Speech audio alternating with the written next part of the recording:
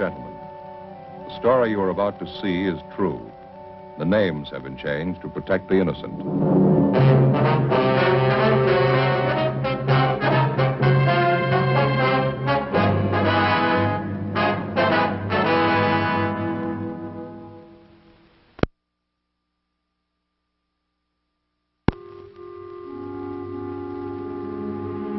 This is the city.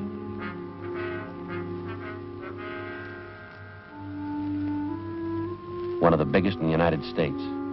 Spreads out in all four directions like a broadloom rug. To the south and west, it's the downtown business district. To the east, the industrial area. Los Angeles, California. It's pretty much like your town.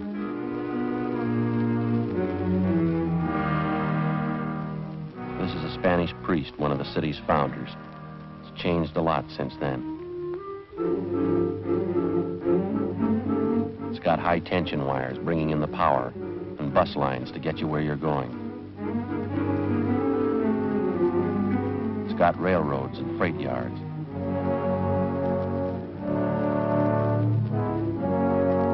Churches. Any kind you want. Public parks and lakes. It's got a police department and a city hall. This is where I work. I'm a cop.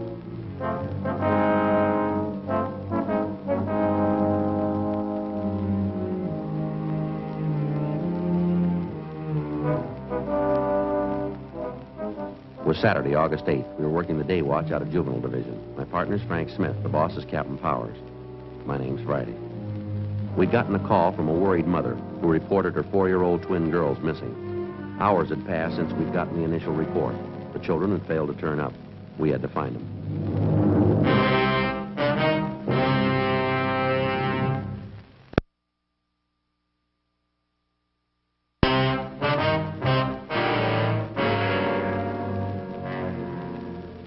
I told you all that on the phone. Have you found them yet? We've checked out the names that you gave us, Miss Karsten. Everyone who knows your little girls, the kids they play with, the neighbors, the storekeepers in the area. We haven't any word yet, but we're still checking. Oh, no, Dick. Somebody's got to have seen them. Tilly and Joan couldn't have wandered off that far. They're only 4 years old. I don't think it's as bad as it might seem to you, ma'am. Children have been missing a lot longer than your two little girls, and they've turned up all right. Try to relax if you can, Miss Karsten. Why hasn't somebody seen them? They wandered off from us in the park, but it's only 3 blocks from the house. Why hasn't somebody seen them? It's dark out. God knows what could happen to them at night. Is there anything we can get for you, Miss Karsten? No. No, I'll be all right. Did you see my husband? Yes, ma'am, we did. He's over at the park with the other officers. I think it's just a matter of time, ma'am. We've got 3 teams of men working on it with us. We've gotten out a broadcast on your girls. Did you talk to the Stanleys down the street and the Petersons? Yes, we did. We checked out all the names that you gave us. There is one thing we want to ask you about. What's that, Sergeant? About the exact spot in the park where you had your picnic this afternoon, where the girls wandered off. Well, it's exactly where I pointed it out to the other officers. By the eucalyptus grove right off 7th Avenue. Just about 2:30 this afternoon. We finished lunch, and my husband was taking a nap. I was reading. I saw the girls playing tag over by the trees. I looked up in a few minutes, and they were gone. It's just like I told the other officers. Then you're sure about that location? Of course I'm sure. Why should I lie to you? I want you to find the girls. They're just babies. You can see there's a picture over there. They're only 4 years old. Yes, ma'am. We're doing everything we can. I know. I know. You want me to get that for you, Miss Karsten? Would you please? Yes, ma'am. Hi, Los. Anything? No, nothing. You? One step at a time. Yeah, sure. Excuse me. Ralph and I checked with a guy who runs an ice cream wagon. He works the area in the park where the kids disappeared. Yeah, what'd he tell you? He saw a couple little girls about a half a mile from that eucalyptus grove, about 3 o'clock this afternoon. They were with a man. Yeah. He saw the man put the kids in a truck and drove away with them. 8 p.m. Together with John Lewis, Frank and I left the Karsten home. We didn't tell the mother about the latest report. Until it was positively confirmed, we felt that telling her would serve no purpose other than to cause her needless worry.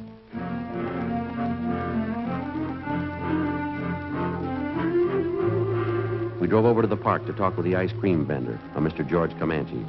He pointed out the area where he'd spotted the children in the company of an unidentified man. It was right over there, officers. This big guy, a mustache, he had the little girls, one on each hand. He was walking them out of that clump of trees over there. You think you can describe the man for us, Mr. Comanches? I didn't look that close. I thought he was the father. The kids were sniffling, you know, maybe like they'd been crying. Better check the ground over by those trees, huh, Lewis? Yeah. Stan, Ralph. Didn't you notice anything at all about this man, Mr. Comanches? I mean, except his mustache? Well, a big man, big shoulders, work shoes, tan shirt, tan pants. How about the color of his hair? Some kind of distinguishing marks, maybe? No, I don't know. I thought he was the father. The kids were sniffling, the little girl. Was anything wrong? It didn't look like it. How about the man's truck? Did you notice that? No, I didn't. I'm sorry. How about the license number? You notice that?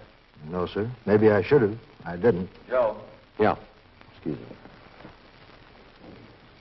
Yeah, Lewis? Stan found this over in the bushes by the tree there. Yeah. Little girl's dress.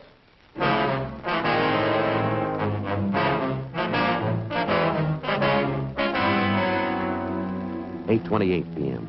The area where the torn clothing was found was roped off and checked for fingerprints and other physical evidence. None was found. Homicide Division was notified and joined in the investigation.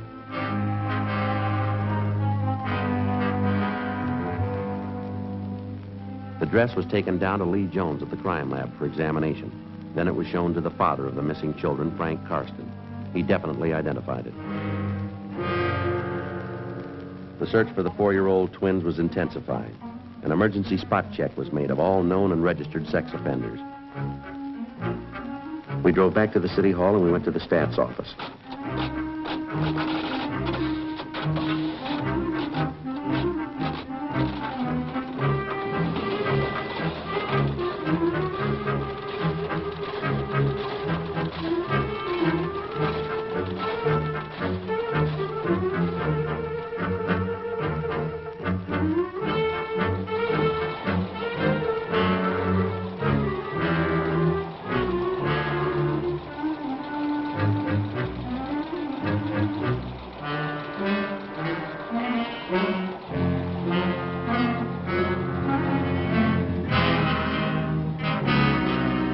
From the hundreds of names, the stats office came up with one that might possibly tie in. He was listed as George Harris Lytell Gramberg.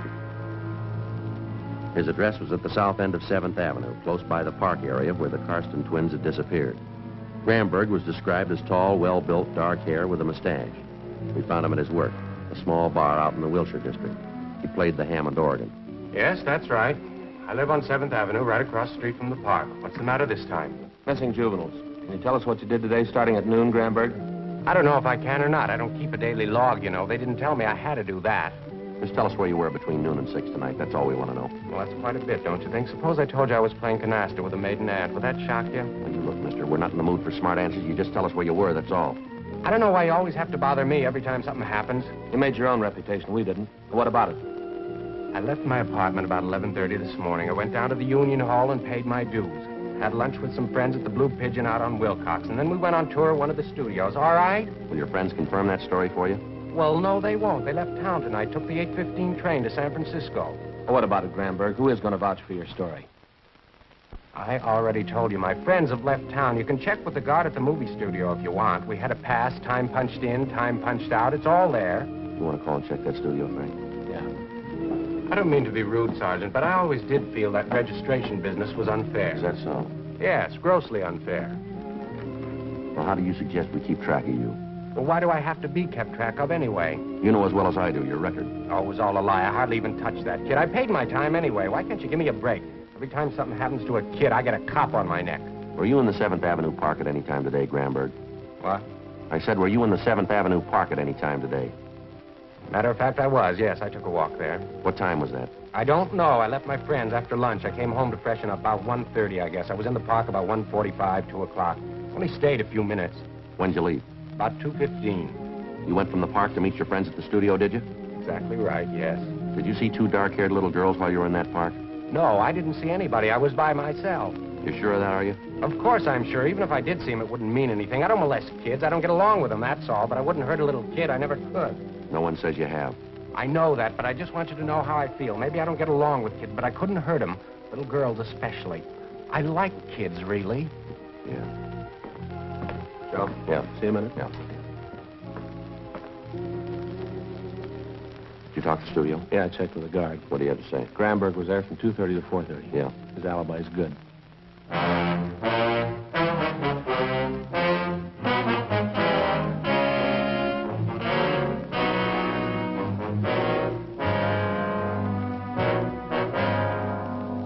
"10:55 p.m. The 4-year-old Karsten girls were still missing. A special detail of men from homicide had been assigned to a general canvass of the stores and homes in the park area. All the residents were questioned. No one had seen the children. 11:20 p.m. We stopped to call the office. Hello, Lieutenant Hartgrove. This Friday. No, we just talked with him. He's with her. Yeah. They did, huh? When? I see. Right. We'll get right over it. Right. Well, looks like the waiting's over. What do you mean? Office just got a call from Valley Division a few minutes ago. Yeah. The little girls, they've been found.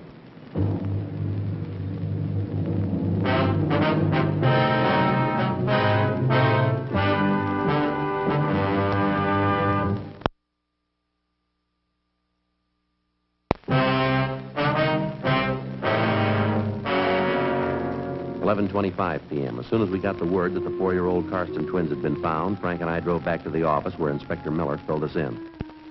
A few minutes past 11 p.m., a motorist out in the valley spotted 2 small girls walking hand in hand along a deserted side road off Ventura Boulevard. Their clothing was dirty and torn. They were alone. The motorist picked them up and took them to the Valley Division station where the girls were identified. We sent out a partial cancellation on the APB. The twin girls were taken to Georgia Street Receiving Hospital where they were treated for cuts and bruises. Then they were returned to their home. The doctor reported that both girls had been molested. The search for the abductor went on.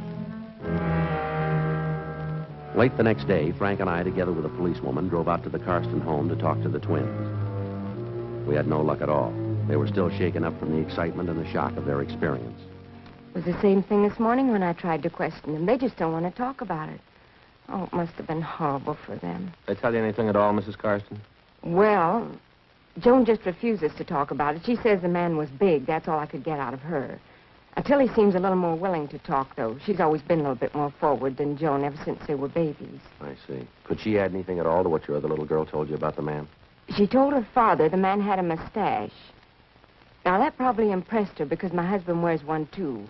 I'm pretty certain she's right about that. I can usually tell when she's making things up. Mm-hmm. Now, how about the way the man was dressed, his clothes? No, they didn't mention anything in particular. Tilly said the man was dirty. She said that 2 or 3 times. She kept on saying it, dirty, dirty clothes. Now, she might have meant the man had work clothes on.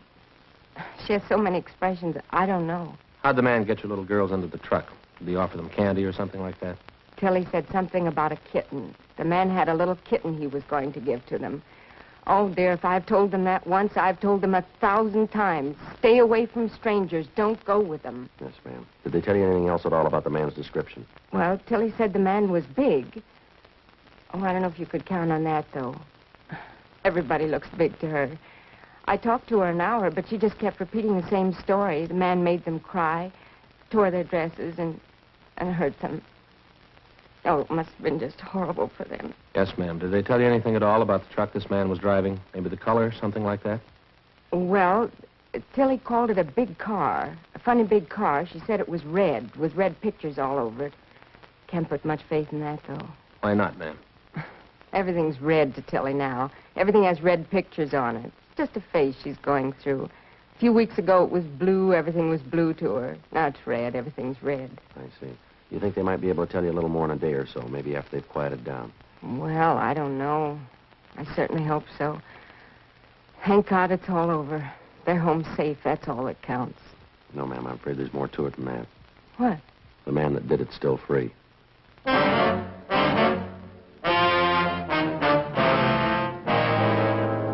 Monday, August 10th. The search for the suspect went on. All of us, the men from juvenile and homicide divisions, were pretty much feeling our way in the dark. Repeated questioning of residents living in the area where the abduction took place netted us nothing. Our 2 star witnesses, the 4-year-old twins, were able to contribute very little. We stayed on it. Another 3 days of pounding the pavement, knocking on doors, and asking stock questions led us nowhere. As in most cases like this one, the criminal employed the distinct advantage of having victims who were unable, because of shock, to clearly identify him. Saturday, August 15th. In the late afternoon, we got a call from a Bernice Hopper, a real estate agent in the West Hollywood area. 4:15 p.m. Frank and I drove out to interview her. Excuse me, officers. I've just got to find that listing book first. Go right ahead, Miss Hopper. It's just got to be here someplace. It was only yesterday morning. I remember distinctly. There. Now, I can start to do business again. Yes, ma'am. Well, I don't know if this is going to help you any in your case, officers, but I certainly think something should be done about it.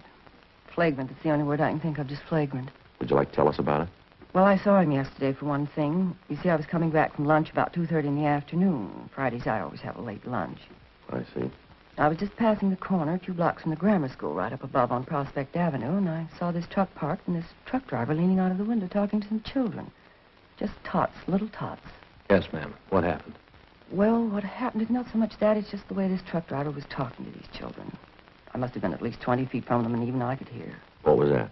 Well, his language, just filthy. I couldn't understand it. A grown man talking to little tots like that.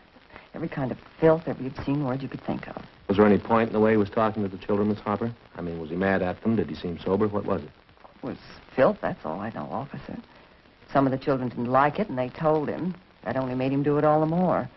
I really think you ought to check up on him. Yes, ma'am. Can you tell us anything else about it? Oh, would you excuse me a moment? Yes, ma'am. Go right ahead. Bernice Hopper, real estate. Yes? Mm-hmm. Oh, yes, Mr. Tomlinson, I remember. The house out on Norwich, wasn't it? Well, no. As a matter of fact, I sold it Monday. It's just like I told you, things go so fast. Well, of course, if you'd had a substantial down payment to make at the time... I am sorry. There wasn't anything I could do. Yes. Well, I'm sorry, too. Well, thank you for calling. If anything turns up, may I give you a ring? Mm-hmm. No, I have the number out. All right, sir. Thank you very much, and I am sorry. Right. Goodbye. Oh, my.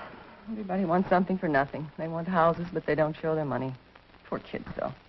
Saw a house out on Norwich, thought the down payment was too high. Now they've got the money and the house is sold. Yes, ma'am. Now, where was I? About the truck driver you saw, Miss Hopper. Oh, yes. Well, after hearing that talk of his, I just copied down the license number of the truck. Got it right here in my desk. How about the truck driver, Miss Hopper? Did you get a good look at him? I certainly did, the way he acted with those children. Anything unusual about his appearance? No, nothing besides his foul mouth. He was dark, heavy-set, and he had a mustache. Ties in. One more thing. The truck he was driving. Yes, ma'am. There were pictures painted on the side. Circus animals, I think. Did you happen to notice the color? Oh, yes, it was red. Even the pictures were red.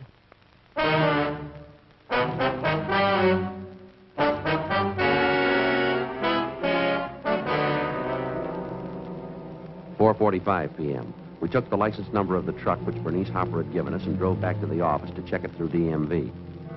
We found the truck was registered to a commercial baking firm in the south end of town. Through their personnel department and their dispatcher's office, we got the name and address of the employee who was driving the truck the same day Bernice Hopper had spotted the driver talking to the school children.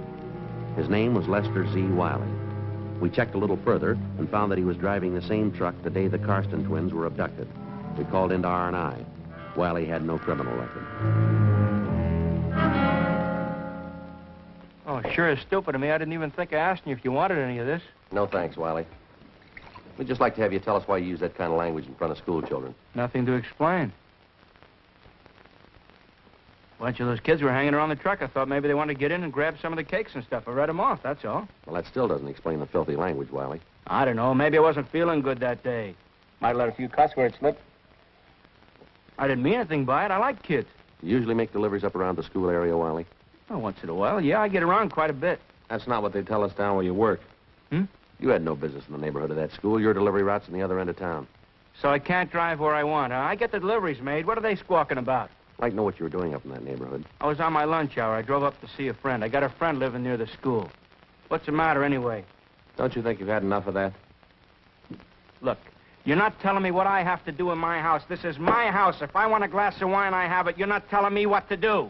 All right, Wiley, take it easy. Take it easy, nothing. I talked to you two guys long enough. There's the door. You're not coming in here telling me what to do. You better get your coat. We'll talk downtown. We're not talking anyplace. Now get out. Get out of this house right away. You afraid your story's not going to hold up? I don't know what you're talking about. You're trying to frame me. Don't you think I know that? Now, that doesn't make much sense, does it? Why should we want to frame you? I know what you're getting at. I know just what you're getting at. Those two little girls last week, you're going to say I took them. You're going to say I did things to them. Well, I didn't. I didn't have anything to do with it. Didn't you? No, I didn't. Look, I'm sorry, huh? Why don't you sit down? I didn't mean what I said. I guess I just got nervous. Sure, Wiley, we understand. Why don't you let me get you a couple of glasses? Have some of this wine. Warms you up. It's good. No, that's all right, Wiley. We'd just like to have you straighten us out on a couple of things. Yeah? Where were you between 12 noon and 11 p.m. last Saturday? That's the day that somebody picked up those two little girls, isn't it? Yeah, that's right.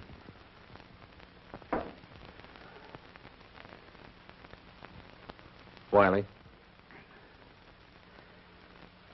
I don't know. I was making deliveries like I always do. Up to 11 o'clock at night? I was a little late, yeah. Nothing unusual, though. That's so. Uh-huh. Another working day, that's all. Hey, it's good wine.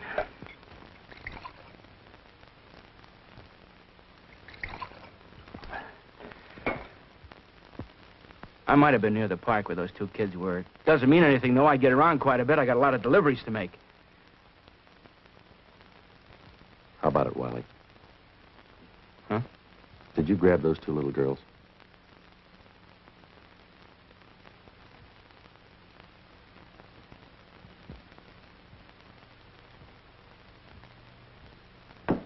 Oh, look at that. I don't have any more wine. I'm going to go get another bottle. You've had enough of that. Go! Go! Go on! Come on, get up. You all right, Frank? Yeah. Get out! Get out! Get out! Get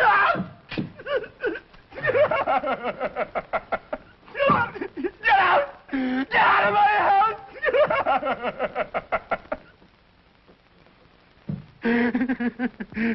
Now, how about it, Wiley?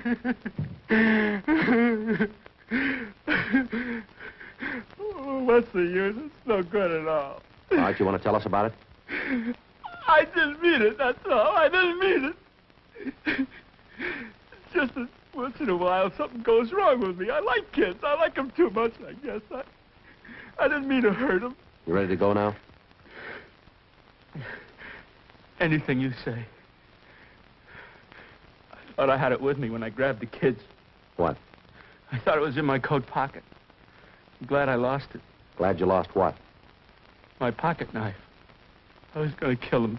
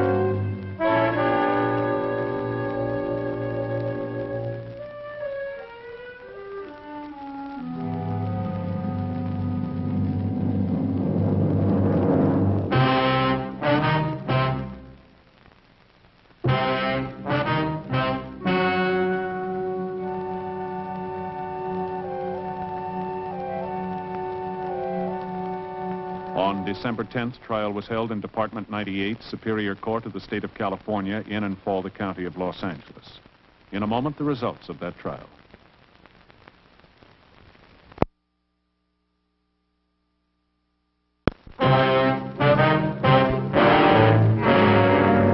The suspect waived his rights to a preliminary hearing, and at his arraignment in Superior Court, he entered a plea of guilty to kidnapping 1 count and child molesting 1 count. Child molesting is punishable by imprisonment in the state penitentiary for a period of from 1 year to life. Kidnapping is punishable by imprisonment in the state penitentiary for a period of not less than 1 nor more than 25 years.